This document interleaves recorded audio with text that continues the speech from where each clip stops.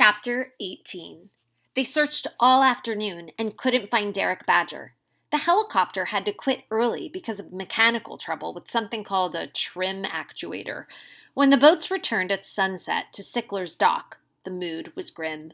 Contrary to what TV viewers were led to believe, never in the history of expedition survival had Derek actually been lost. He always stayed close to the snacks and beverages. Raven had no confidence that the made-for-television survivalist would last very long alone in the Everglades, a fear shared by the show's director. Derek did not have a surplus of common sense, and it was only a matter of time before he accidentally ate a toxic berry or stepped on a deadly cottonmouth, assuming he wasn't already dying of rabies. "You're Mr. Expert," Raven said sharply to Mickey Cray. "Any brilliant ideas?" "Yeah, we'll try again tomorrow." The director looked up from his iPhone. "Bummer. Forecast calls for more rain." "So we get wet," said Mickey. Raven threw up her hands. "That's your plan? Seriously? We get wet?" "It's a big country out there, lady. Plus, we're hunting for a knucklehead who doesn't want to be found." "But that's ridiculous. Why would Derek be hiding?" "Beats me. Critters I can figure out just fine. People like him, I got no clue what goes on in their itty-bitty brains." Link, who'd hardly spoken a word all day, shocked the group by saying, "That man be wrecking my airboat. I'd break him in two." He demonstrated by snapping a tree branch over one knee. Raven immediately called for a private strategy session in Derek's motor coach. Mickey told Wahoo and Tuna to set up the tents while he was gone. They selected an open area near some picnic tables at the edge of Sickler's property. The mosquitoes were thick and fearless, stinging any patch of bare flesh that wasn't coated with bug repellent. Eyelids, earlobes, even armpits. Tuna and Wahoo swatted themselves constantly as they worked. Their cheeks, already wind-burned from the airboat ride, became pink and puffy from self-inflicted slaps. Tuna paused to examine a mashed attacker in the palm of her hand. "Okay, what's the verdict?" Wahoo said. "I'm guessing Aedes aegypti." She flicked the dead insect away. "There are 43 different species of mosquitoes in the Everglades, but only 13 kinds like to bite humans. Isn't that weird?" Wahoo smiled ruefully. "Where are the friendly ones?" After the tents were in place, he and Tuna unrolled their sleeping bags. She wanted to build a campfire, but a big yellow sign warned against it. As darkness fell, they ate a tube of Pringles and washed it down with Gatorade. Wahoo was glad that Tuna seemed her usual perky self again. "Who gave you the fish name?" she asked out of the blue. He told her about the agreement his parents had made as soon as they were married. His mom would choose the name of the first baby, who turned out to be Julie, his older sister, and his father would get to name the next one. "Too bad for you," said Tuna. When Pop was little, his favorite pro wrestler was a guy called Wahoo McDaniel. He was part Choctaw Indian, strong as a bear. He also played linebacker for the Dolphins. "What's your mom think? Does she seriously call you Wahoo?" "She's not thrilled about it, but she says a deal's a deal." "You a wrestler, Lance?" "Nope. I'm not on the football team either." "But you don't get picked on at school? Because of that goofy name?" "I used to," Wahoo said, "until this happened." He wiggled the bony nub where his right thumb once had been. "Now the jocks leave me alone. Anybody who gets bitten by a gator and walks away, they think he must be super tough. But that's got nothing to do with it." "I'm not so sure." Tuna opened her tote bag and saw, among her journals and nature books, the expedition survival script. "I guess we can throw this thing away." "Wait, let's see how it's supposed to end." Wahoo took out the flashlight and sat on the sleeping bag beside her. They turned to the last page. Close-up of Derek's Swiss Army knife, chipping away at the core of a log. Only the log isn't just a log anymore. It's a dugout canoe, like the traditional craft once used by the Seminoles to skim across the grassy shallows. Cut to a medium shot of the finished canoe. Derek, exhausted. "Isn't she a beauty? I worked all night. She's finally ready to float. I can't wait to get out of here. Crikey! I thought I was a goner after that monstrous gator ambushed me. One thing's for sure, I don't have the strength to fight off another one. It's time to go." He straps on the helmet cam and grabs a tree limb for a paddle. Then he steps carefully into the canoe and pushes off. Cut to angle from helmet cam. Derek's point of view as he slowly makes his way across a lily-covered pond toward a sea of sawgrass. Derek breathing heavily as he paddles. Everything looks the same in this part of the Everglades, no matter which bloody direction you go. By noon, the sun will be so scorching hot that it could cause fatal heat stroke. My only hope is that someone finds me. Oops. That someone... Wait. Sorry. My only hope is that somebody finds me a way out of here before it's too late. Angle looking upward from helmet cam. Buzzards circling. Derek keeps on paddling, the sawgrass nicking his sunburned arms, until Derek, maybe I'm hallucinating, but I swear I hear an airplane. Cut to a shot from a helicopter camera, looking down from high over the scene. Derek standing in the canoe, waving frantically. A small single-engine plane passes above. Derek shouting desperately, "Hey, mates, down here! Come back!" After several tense moments, the plane banks slowly and begins to turn around. Derek cheers and raises both fists in the air. The pilot dips a wing to signal that he sees the solitary traveler. Cut to helmet cam shot of the aircraft, now circling closer. Derek, "Yes, yes, yes! What a fantastic sight!" Cut back to helicopter camera, pulling away, higher and farther. Derek, now visible as just a dot on the immense Everglades prairie. For a moment I was baffled.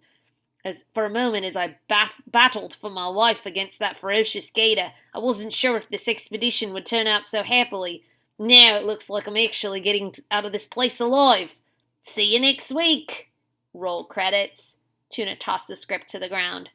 Nobody can ship out a whole canoe with a dinky pocket knife. Give me a break. Welcome to the reality of reality TV. Wahoo switched off the flashlight, which was attracting a cloud of insects. In the final layer of twilight, before the swamp darkness settled in, he heard Tuna say, "What if he croaks out there?" "You mean Derek? What if he's already dead?" The same awful possibility had occurred to Wahoo. He reached for Tuna's hand and said, "The airboat probably ran out of gas is all." Wahoo couldn't figure out why Derek had bolted from the base camp after the bat bite. Maybe he was just trying to stir up a little drama for the director and the crew. The man clearly enjoyed being the center of attention. "Look, I know he's a total goober," Tuna said, "but I used to love his show. Every Thursday night, 9 o'clock, just about the time my dad would pass out." Wahoo could picture the scene all too clearly. Still, he couldn't put a human face on Tuna's father. She went on, "The Walmart has a real good TV department. That's where I'd go to watch Expedition and Shrimp Wars if Daddy's snoring too loud." "Derek's not dead, Lucille. They'll find him." "I sure hope so." Wahoo hoped so too. Of one thing he felt certain. Whatever the so-called survivalist was doing at large in the Everglades, he wasn't carving out a homemade canoe. The snails tasted nasty, and Derek chewed up 3 of them, in spite of his bloated tongue. They were small, and their thin spiral shells crunched easily. He also captured a green tree frog, which he managed to gulp whole. It wriggled going down his throat and continued wriggling all the way to his stomach. He sucked on some leaves to get the slime out of his mouth.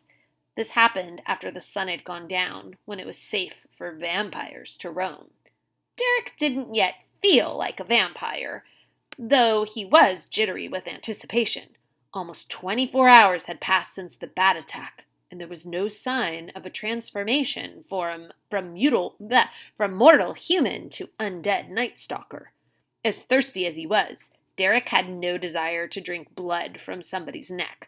A cold Diet Coke, however, would have been cause for rejoicing. Every so often he ran his fleshy fingertips along his capped teeth in expectation of fangs, so he keeps feeling his teeth to see if he's grown fangs yet. He was still sweaty and feverish, and now he noticed an annoying new symptom: dreadful, fiery itching all over his arms and legs.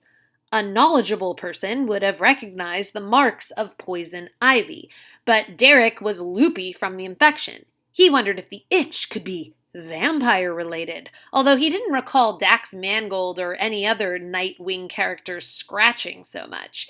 He was still hungry after eating the frog and snails, which he had located using the small light mounted on the helmet cam. Despite being banged up in the crash, the device seemed to be working fine. Derek pawed through the items in the beached airboat until he came across Link's jug of water, which he guzzled heedlessly. The night air thrummed and ticked with insects, and an occasional rustle came from deep in the brushy hammock. He stretched out on one of the airboat's bench seats and stared up at the sky, which was again filling with clouds. The unfriendly moon remained out of sight. His stomach gurgled, and he desperately hoped it wasn't the frog seeking to escape. A fabulously clever idea entered his head. He would record a video of himself morphing into a vampire for Expedition Survival. The ratings for such a show would be sensational. Derek activated the small camera connected to the helmet cam and propped it on the boat's driving platform. Illuminated only by the slender spray of light, he positioned himself in front of the dime-sized eye of the lens and began to relate his frightful story. He was unable to speak regular words, of course, owing to the swollen condition of his tongue. He tried several times, but all that tumbled out was gibberish. Eventually, he turned off the helmet cam and lay back down to itch and brood. Derek wasn't in a good place, either physically or emotionally. Although the bat that had chomped him wasn't carrying rabies, the germs from its saliva were toxic enough to blur his pampered sense of reality. In his overheated mind, the Nightwing vampire movies now loomed as true to life as a National Geographic nature documentary. Another search of Link's airboat turned up a packet of leathery pork rinds that Derek struggled to swallow. His wounded tongue remained a major obstacle. A heron cawed in the distance, but to Derek it might as well have been a zombie calling. He huddled in the boat and shut his eyes. Once more, his thoughts turned to food, specifically the scrumptious dessert tray delivered nightly to his hotel suite at the Impresario. He could practically smell the spicy carrot cake and taste the silky creme brulee. The dark side will never own me, Derek vowed to himself, repeating the mystic line from Dax Mangold. Icalora! Icalaro! Gumbo mancho Icalaro!